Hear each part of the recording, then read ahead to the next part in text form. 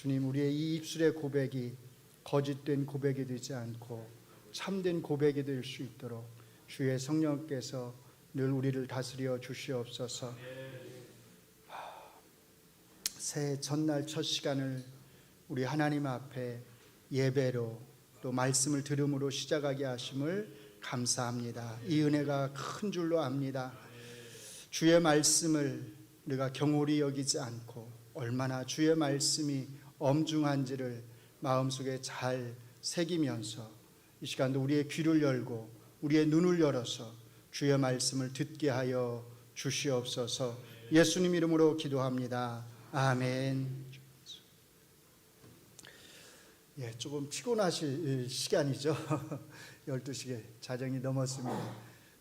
눈을 좀 크게 뜨시고 부릅뜨시고 눈에 힘을 주시고 여러분들이 집중해서 말씀을 들어주셨으면 좋겠습니다. 2023년을 우리가 보내면서 또 이렇게 건강한 몸으로 또 함께 예배의 자리에서 하나님의 말씀을 듣는 자리에서 우리가 새해를 맞이할 수 있게 되어서 하나님 앞에 감사하고 또 여러분들에게 감사합니다. 믿지 않는 사람들은 대개 이렇게 이제 신년이 되면, 또 신년보다는 대개 이제 구정 때 어디를 향해 가죠? 동해 바다를 향해서 갑니다. 예, 새해 첫날 뭘 보려고요? 예, 해맞이. 뭐 하려고요? 소원 빌라고. 그게 되지 않을 일이라고 하는 걸 알면서 이제 빌어보는 거죠. 근데 이제 문제는 거기에 있는 게 아니고 사실은 그게 우상 숭배와 같다는 겁니다. 해에게 태양을 향해서 뭘 비는 거, 이게 어디에 나오는 거예요? 성경에 나오는 거잖아요. 우상 숭배로. 그러니까 예나 지금이나 사실은 우리가 태양을 숭배하는 그런 행위들은 하지 않지만 어떤 면에서 본질적인 면에서는 크게 차이가 없다는 것을 우리가 알 수 있습니다. 그렇기 때문에 우리가 믿는 사람들은 절대로 새해 첫날이라고 또 구정이라고 여러분들이 차물고 동해바다를 향해서 달려가면 안 됩니다. 차라리 새벽 예배에 참여를 하셨으면 좋겠습니다. 자, 한 해를 보내고 또 새로운 해를 우리가 맞이하는 가장 좋은 방법은 뭘까요? 이 자리, 그렇죠? 하나님을 예배하는 이 자리, 하나님의 말씀을 듣는 이 자리에 여러분들이 함께 하는 것입니다. 이 예배의 자리에서 하나님의 말씀에 비추어서 우리가 지난 한 해를 돌아보고 또 새로운 한 해를 어떻게 하나님의 말씀에 더 합당하게 우리가 살아갈 수 있을 것인지를 깊이 생각하는 것, 바로 그것이 새해를 맞이하는 우리 그리스도인의 자세여야 합니다. 오늘 말씀은 교회 공동체를 향한 말씀입니다. 교회에 속해 있는 지체들이 서로를 향해서 어떻게 행동해야 하는지, 서로를 어떻게 대해야 하는지에 대해서 말씀을 합니다. 여러분이 이해하기 쉽도록 제가 좀 표로 정리를 해보았습니다. 먼저 오늘 본문에서 바울 사도는 그리스도인이 누구인지를 크게 세 가지로 이렇게 규정을 합니다. 자, 첫째로 그리스도인은 어떤 사람이에요? 그리스도와 함께 다시 살아난 사람이다. 1절에서 말씀합니다. 두 번째는요, 새 생명, 영생을 얻은 사람이다. 3절에서 말씀하고요. 세 번째로 그리스도와 함께 영광 중에 나타날 사람이다 라고 4절에서 말씀합니다. 그리스도인은 누구인가? 첫째로 그리스도와 함께 다시 살아난 사람입니다. 이것은 1절을 보시면 아실 수 있습니다. 1절에 보시면 그러므로 너희가 그리스도와 함께 다시 살리심을 받았으면, 이렇게 말씀을 해요. 받았으면이라고 하는 말은 바울 사도께서 지금 골로새 성도들이 그리스도와 함께 다시 살아났는지 살아나지 않았는지 그걸 몰라서, 아니면 그것이 의심스러워서 이렇게 몰랐으면이라고 또는 받았다면이라고 이렇게 지금 말하는 게 아닙니다. 조건으로 말하는 게 아닙니다. 제가 요한복음을 설교할 때도 이 조건과 관련해서 말씀을 드린 적이 있는데, 뭐 할 때 이런 표현을 써요? 강조할 때. 예를 들면 여러분들이 제가 목사라고 하는 걸 아는데, 제가 목사라고 하는 걸 뻔히 알면서 목사님이라면 이렇게 하는 게 해야 하지 않을까요? 이렇게 말한다면 여러분들이 제가 목사인 걸 몰라서가 아니라, 그렇죠? 알지만 그걸 강조하기 위해서 당신이 정말로 목사라면 이렇게 해야 하지 않겠는가라고 말을 하는 거잖아요. 마찬가지입니다. 사실 바울 사도는 너희가 그리스도와 함께 다시 살리심을 받았다면 이렇게 말을 하는데, 그 실제적인 의미는 뭐냐면 너희가 그리스도와 함께 정말로 진짜로 다시 살리심을 받았기 때문에 이렇게 사실은 말을 하는 것입니다. 그리스도인은 누구인가요? 두 번째로 새 생명, 즉 영생을 얻은 사람입니다. 3절을 보시면 이는 너희가 죽었고 너희 생명이 그리스도와 함께 하나님 안에 감추어져 있다고 말을 합니다. 여기서 너의 생명이라고 할 때 이 생명이라고 하는 표현은 앞에서 죽었다, 죽음이라고 하는 표현과 대비해서 사용하는 개념입니다. 너희가 죽었다가 다시 새로운 생명을 얻었다는 겁니다. 이 새로운 생명이 뭐겠어요? 영생이죠. 이 새 생명이 하나님 안에 감추어져 있다 이렇게 말을 합니다. 이것은 이 새 생명이 너희가 그리스도와 함께 다시 살아남으로써 얻게 된 그 영생이 하나님 안에서 보장되어 있다는 뜻입니다. 여러분이 그리스도와 함께 다시 살아났다고 하는 것을 믿으시죠? 정말 믿으시죠? 그렇다면 여러분에게는 하나님이 주신 새로운 생명이, 영생이 있다고 하는 것도 함께 믿으시기를 바랍니다. 그런데 이것으로 끝이 아닙니다. 세 번째로 그리스도인은 누구인가요? 그리스도와 함께 영광 중에 나타날 사람이다 이렇게 말씀합니다. 그리스도와 함께 다시 살아난 여러분에게 영생이 보장되어 있다고 하는 것은 더 나아가서 예수님이 이 땅에 다시 오실 때에 여러분이 예수님과 함께, 여러분도 예수님과 함께 다시 이 땅에 나타날 거라고 하는 것, 오게 될 것이라고 하는 것을 의미합니다. 그리스도인은 누구인가요? 바울 사도는 오늘 본문에서 우리에게 세 가지로 규정해 줍니다. 첫째 뭐라고요? 그리스도와 함께 다시 살아난 사람이다. 둘째는요, 새로운 생명을 얻은 사람이다. 세 번째는요, 그리스도와 함께 영광 중에 나타날 사람이다. 그렇다면 그리스도인이 바로 이런 사람이라면 그리스도인으로서 행해서는 안 되는 행위들과 행해야 될 행위들이 있다는 겁니다. 먼저 행해서는 안 되는 행위들에 대해서 말씀을 합니다. 간단하게 정리하면 다음과 같습니다. 5절에 보시면 음란, 부정, 사욕, 악한 정욕, 탐심. 8절에 보시면 분함, 노여움, 악의, 비방, 입에 부끄러운 말, 이런 것들은 그리스도인이 해서는 안 되는 일들이라고 말을 합니다.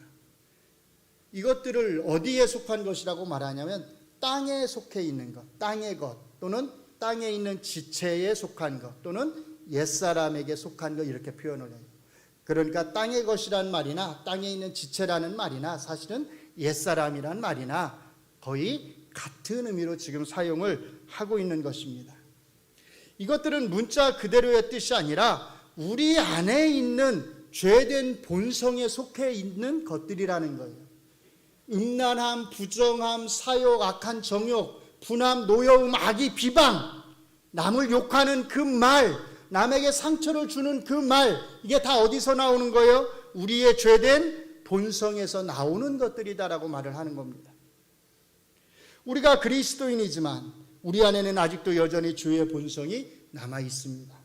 우리가 그리스도인이 되었다고 해서 우리 안에 있는 죄된 본성이 완전히 다 사라지는 게 아니에요. 우리는 그리스도인임에도 불구하고 여전히 죄된 본성의 영향 아래 있습니다. 물론 우리 안에 있는 이 죄의 본성이 우리를 더 이상 지배할 수는 없습니다. 지배하지 못합니다. 우리는 죄의 정죄에서 자유하게 되었습니다. 그러나 그렇다고 해서 우리가 죄의 영향력에서 완전히 벗어난 것은 아니지요.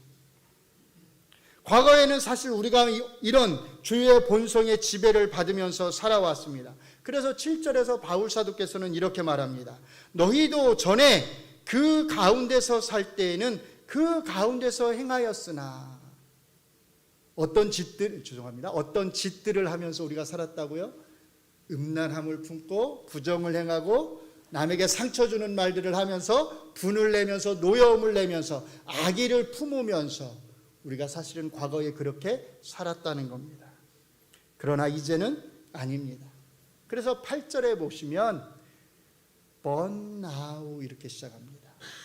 그러나 이제는, 우리말에는 but, 그러나라는 말이 빠져 있어요. 근데 이게 들어가면 더 강조가 되겠죠.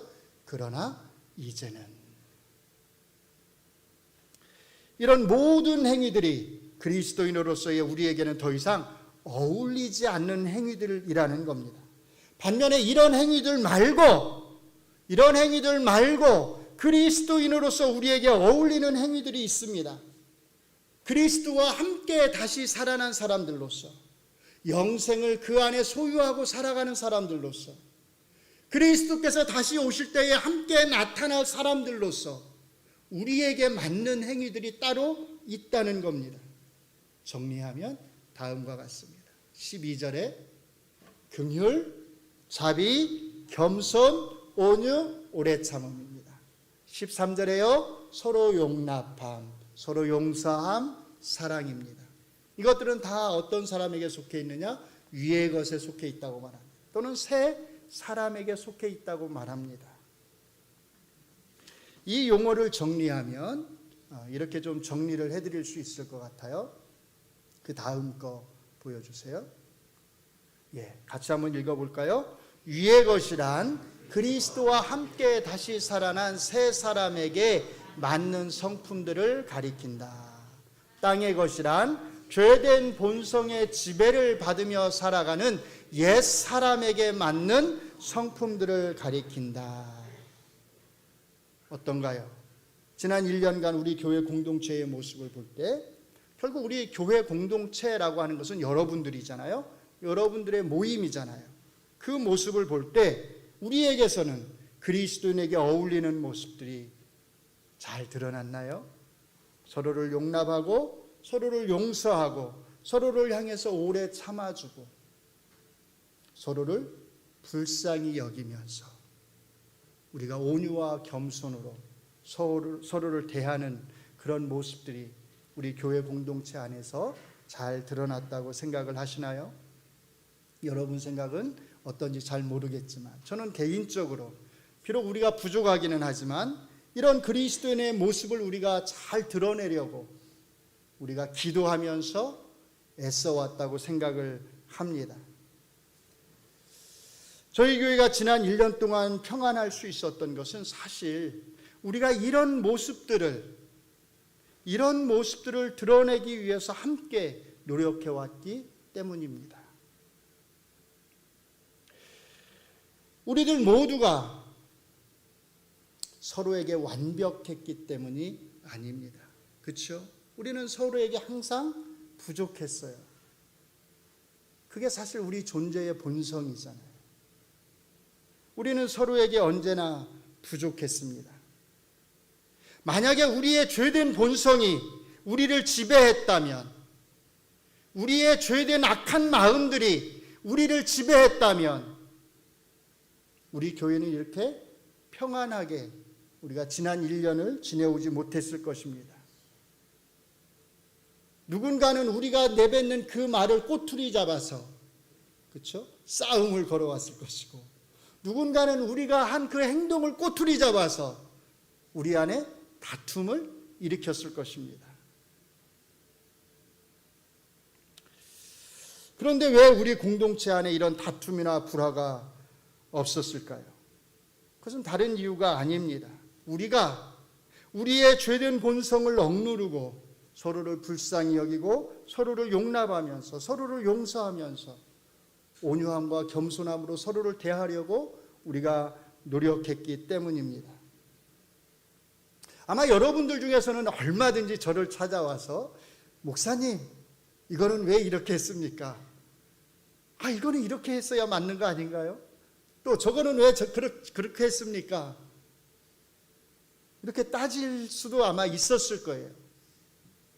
이렇게 하는 것은 옳지 않습니다. 이렇게 행동하는 것은 옳지 않습니다. 이렇게 교회를 이끌어 가셔야죠. 그렇게 말할 수 있는 분도 아마 있었을 거예요. 그러나 그 어느 누구도 저를 찾아와서 그렇게 말씀하신 분이 단 한 분도 없어요. 왜일까요? 제가 완벽해서일까요? 제가 그렇게 잘했습니까? 그렇지 않잖아요. 제가 완벽했기 때문이 아닙니다. 제가 잘했기 때문이 아니에요. 여러분이 저를 용납하려고 하고, 여러분들이 저의 어떤 행동이나 저의 말들을 이해하려고 하고, 저를 참아주려고 하고, 저를 온유와 겸손함으로, 저를 목회자로서 존중하면서 저를 대하려고 했기 때문입니다. 우리 안에 있는 이런 마음들은 옛 사람에게 속해 있는 죄된 본성에서는 나올 수 없는 마음들입니다. 우리가 비록 부족하지만 우리의 죄된 본성을 억누르고 그리스도인다운 이런 마음들로 서로를 대했기 때문에 지난 한 해 동안 우리 교회 공동체가 평화로울 수 있었습니다. 앞으로도 우리는 서로에게 항상 부족한 모습으로 있을 것입니다. 그러므로 그리스도인으로서 우리는 항상 두 가지를 동시에 하려고 해야 합니다. 첫째로 우리의 죄된 본성을 억눌러야 합니다. 그래서 죄된 본성에서 나오는 온갖 악한 것들, 분함과 노여움과 악의와 비방과 부끄러운 말 같은 것들을 우리가 행해서는 안 됩니다. 둘째로 그리스도인에게 어울리는 품성들을 우리가 드러내려고 해야 합니다. 그리스도인다운 이 마음들을 드러내기 위해서 우리가 어떻게 해야 할까요? 제가 사실 오늘 핵심적으로 여러분들에게 드리고 싶은 말씀이 바로 이것입니다. 그리스도인다운 품성들을, 바울 사도께서 오늘 우리에게 명령하고 있는 이 그리스도인으로서의 품성들을 우리가 서로를 향해서 드러내고자 한다면 우리가 어떻게 해야 하겠느냐는 겁니다. 여러분 자신의 착함을 의지하지 말고 철저하게 성령 하나님을 의지하시기 바랍니다. 그렇게 해야 합니다. 죄송한 말씀이지만 우리는 결코 착하지 않아요. 그리스도인으로서 오랫동안 신앙생활을 하다 보면 어떤 함정에 빠지기가 쉽냐면 내가 참 착하다라고 하는 함정에 빠지기가 쉬워요. 왜냐하면 우리는 사실 착하게 살려고 애를 쓰거든요. 성경 말씀에 따라서 우리가 살아가려고 애를 쓰잖아요.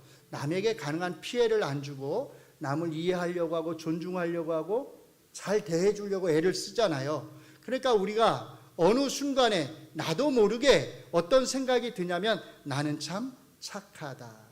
나는 착한 그리스도인이다. 나는 그래도 괜찮은 그리스도인이다 라고 하는 생각을 내가 말로는 안 하지만 사실은 가지고 살아갑니다.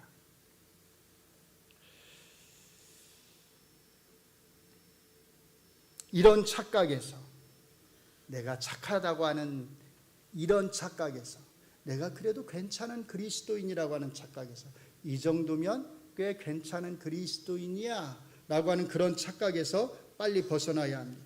그리고 자기의 무능함을 인정해야 합니다. 내가 내 힘으로 할 수 있는 게 정말 아무것도 없구나 라고 하는 것을 인정해야 합니다. 하나님이 나를 도와주지 아니하시면, 내 안에 계신 성령님이 나를 도와주지 아니하시면 내가 할 수 있는 것은 정말 아무것도 없구나. 내가 행할 수 있는 선이라고 하는 것은 아무것도 없구나라고 하는 것을 인정하셔야 합니다. 믿음이 깊어진다고 하는 것은 다른 게 아니에요. 내 무능력을 깨닫는 것입니다.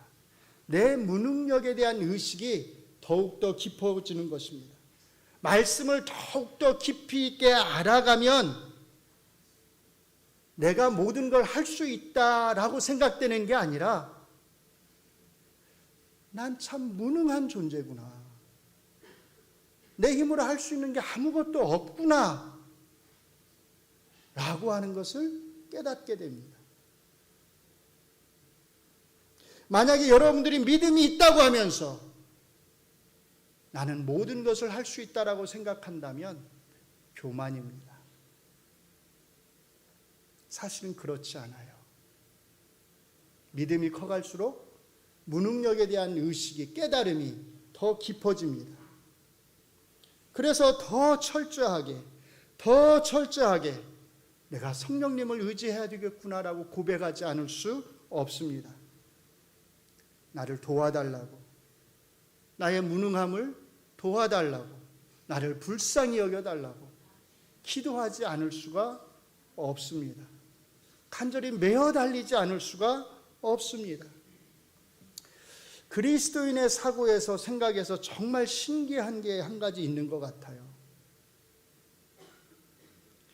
우리가 정말 나는 죄인이구나라고 하는 의식이 언제 제일 강할까요? 여러분들은 언제 여러분 자신이 나는 정말 죄인이구나라고 하는 것을 가장 강하게 느끼시나요? 물론 우리가 큰 죄를 범했을 때 우리는 그런 생각들을 하겠죠. 난 정말 큰 죄인이구나 이런 생각을 하겠지만, 신기한 게 뭔지 아세요? 사실은 죄를 범하지 않았는데도 불구하고 나는 정말 큰 죄인이구나라고 하는 게 강하게 나를 지배한다는 겁니다. 언제인지 아세요? 하나님의 은혜를 강하게 느낄 때입니다. 하나님의 은혜가 강하게 느껴지면, 그 은혜가 강하게 느껴질수록 내가 의인이다라는 생각을 하는 게 아니라 나는 정말 죄인이구나, 나는 정말 큰 죄인이구나 라고 하는 의식이 더 강해진다는 겁니다. 그래서 처음 회개하고 우리가 나는 죄인입니다 이렇게 고백했을 때보다 오히려 언제가 더 나는 죄인이라고 하는 의식이 커지는지 아세요? 믿음 생활을 하면서. 처음에 회개할 때보다 믿음 생활을 하면서 보니까, 물론 처음에 회개할 때도 하나님 나는 죄인입니다라고 하는 의식을 하게 되죠. 그래서 고백을 하게 되죠. 그런데 그때보다 더 강하게 나의 죄인됨이 깨달아지는 것은 믿음 생활을 하면 할수록, 하나님의 은혜가 더 강하게 느껴지면 느껴질수록 나는 정말 죄인이었구나, 나는 지금도 정말 큰 죄인이구나 라고 하는 의식이 더 강하게 내게 느껴진다는 겁니다. 분명히 우리는 죄를 다 용서받았는데, 내 죄를 다 용서받은 것을 내가 아는데, 내가 예수님의 십자가를 의지해서 내 모든 죄들이 다 용서를 받았는데, 그것을 알매도 불구하고 내가 의인이라고 하는 생각이 드는 것이 아니라 더 큰 죄인이라고 하는 것이 더 마음 깊이 뼈저리게 느껴진다는 겁니다. 이게 정상입니다. 그리스도인이 착한 사람이라고요? 절대 그렇지 않습니다. 이 정도면 내가 괜찮은 그리스도인이라고요? 절대 그렇지 않아요. 바울 사도의 고백을 여러분들이 아시잖아요. 뭐라고 하죠? 죄인 중에 내가 뭐다? 괴수다. 죄인 중에 내가 괴수다. 이게 뭘 함축하는지 아세요? 이 고백을 했다고 하는 게 뭘 의미하는지 아세요? 예수님을 만나서 회개하고 돌아섰는데 이런 고백을 했다고 하는 것은 그만큼 바울 사도께서 강하게 오직 하나님의 은혜로 내가 구원받았다고 하는 사실을 느끼고 있다는 겁니다. 얼마나 강하게 하나님의 은혜를 느끼고 있는지 그 입술에서 나는 죄인 중에 괴수다라고 고백하지 않을 수 없었다는 겁니다. 우리가 정말 하나님의 은혜를 강하게 느낀다면, 모든 게 오직 하나님의 은혜구나라고 하는 걸 정말 강하게 느낀다면, 우리는 내가 정말 큰 죄인이구나라고 고백하지 않을 수 없습니다. 내가 정말 무능력한 사람이구나라고 하는 것을 고백하지 않을 수가 없습니다. 저는 우리가 착해서 지난 한 해 동안 그리스도인다운 품성들을 우리가 드러냈다고 생각하지 않습니다. 성령님께서 우리의 악한 마음을 억눌러 주셨기 때문입니다. 사실은 그래요. 성령님께서 우리의 악한 마음을 누구로 뜨려 주셨기 때문입니다. 만약에 성령님께서 우리의 악한 마음을 누구로 뜨려 주지 아니하셨다면, 억제해 주지 아니하셨다면 우리 중 어느 누구도 그리스도인다운 품성을 드러내면서 살아올 수 없었습니다. 그러므로 우리는 항상 우리의 죄인됨과 무능력을 인정하면서 고백하면서 이렇게 기도해야 합니다. 성령님, 저의 악한 마음을 억눌러 주시고 저의 무능함을 도우셔서 저에게서 그리스도인다운 품성들이 드러나게 하여 주시옵소서. 우리 자신의 착함을, 우리 자신의 선함을 우리가 의지하는 그 순간 이 공동체의 평화는 반드시 분명히 깨질 것입니다.